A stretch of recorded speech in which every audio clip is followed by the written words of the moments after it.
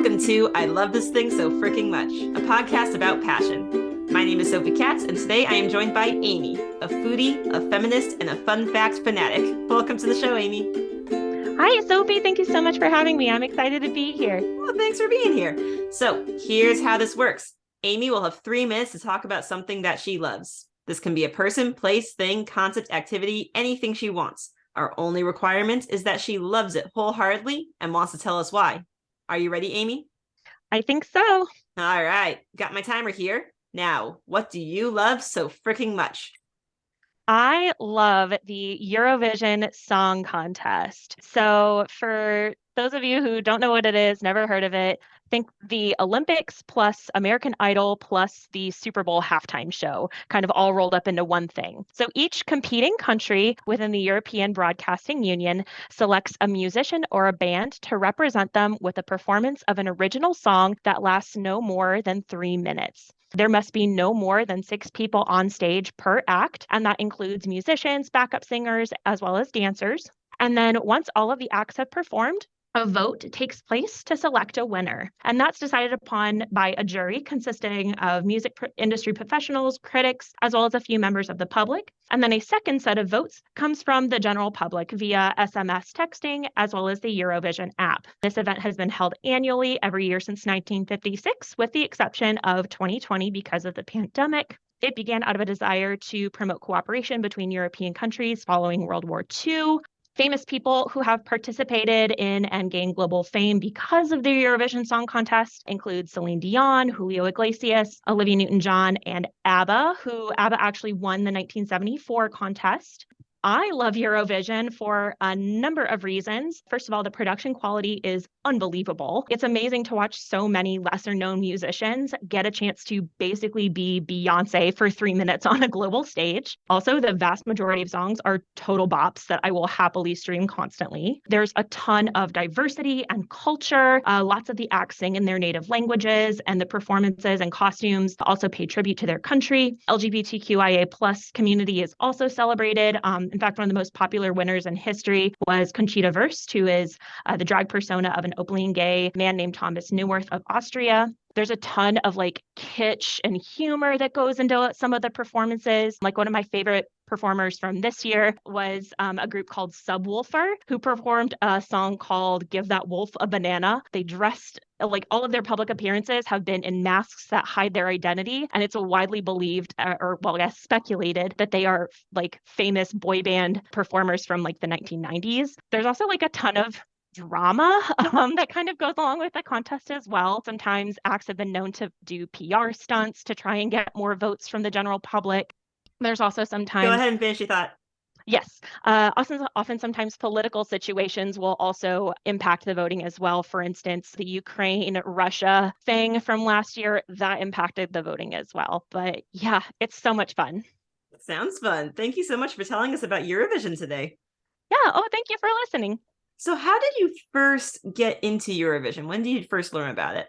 So during the pandemic, of course, we were looking for media to consume. And one of the things that we watched was this Netflix original movie called Eurovision, the story of Fire Saga, starring Will Ferrell and Rachel McAdams as aspiring musicians. And they got this crazy opportunity to compete in the Eurovision Song Contest. It's kind of like a fictional parody movie because Will Ferrell has been obsessed with Eurovision forever and ever. And it's a fantastic movie. It's absolutely hysterical. I 100% recommend it, but it's also lots of elements are very similar to the contest itself. And it was a really great introduction to the contest. And after watching it then during the pandemic, we then subsequently went on to watch the 2021 competition, and it just kind of went downhill from there. So yeah.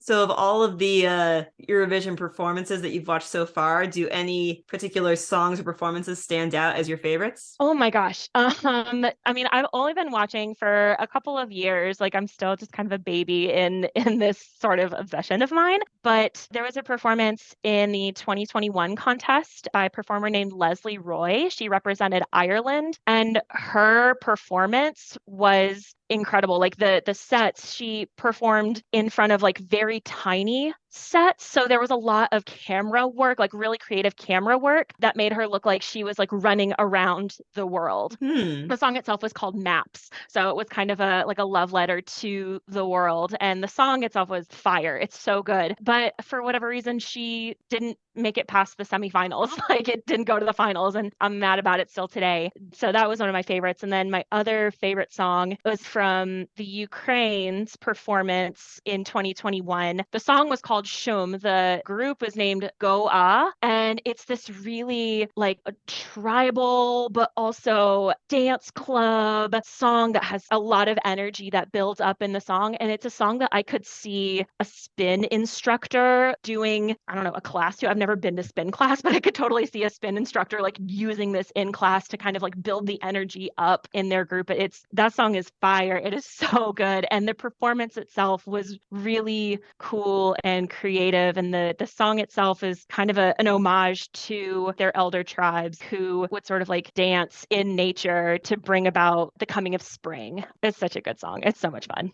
It sounds like the performances that everyone competing brings to Eurovision is really encompassing a lot of different things at once. It's not just the music, it's Mm-hmm. not just the performance, it's also how the performance is presented with the camera work. That can almost be even more than just the sets and the costumes and the dancing and choreography and performance of the song. And then also, Mm-hmm. how do they bring in all the culture, all the things that are going to resonate with the audiences from their country and other countries around the world? It's a lot of things at once they're working with here.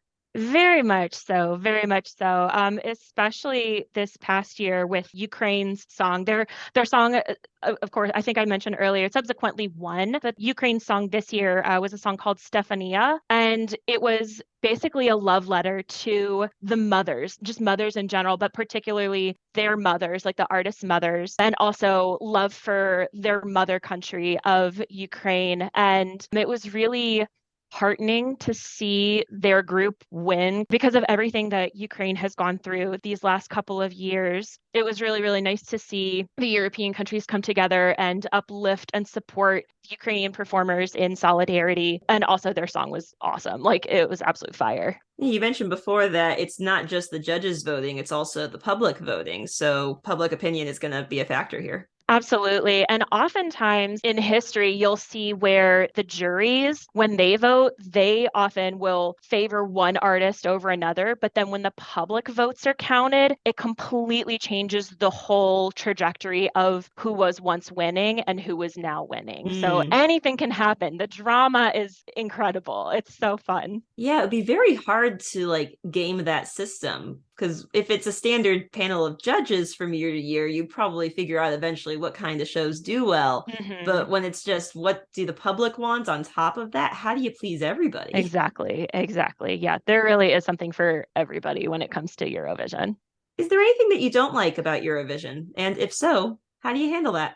Oh man, well, in America are not able to vote because we're not European. So it makes me Mm. sad every year that I can't vote. However, that might actually be changing this year. Oh. Yeah, there's not a ton of detail out right now. I think they're still kind of working through the logistics of it, but it sounds like other countries who are not involved in the European Union will be able to vote because this has kind of become a global thing with I think the Will Ferrell movie had kind of a lot to do with that. There's a lot more more of an American audience than there was previously. But yeah, we might actually get to vote this year. I'm not entirely sure that our vote's going to count a lot towards the final winner, but maybe we'll see. And then the other thing that upsets me about it is that like the likelihood that I'll actually be able to go and experience Eurovision live for myself is very, very slim. It Mm-hmm. is actually it's taking place in Liverpool this year. So there was a brief moment in time where I considered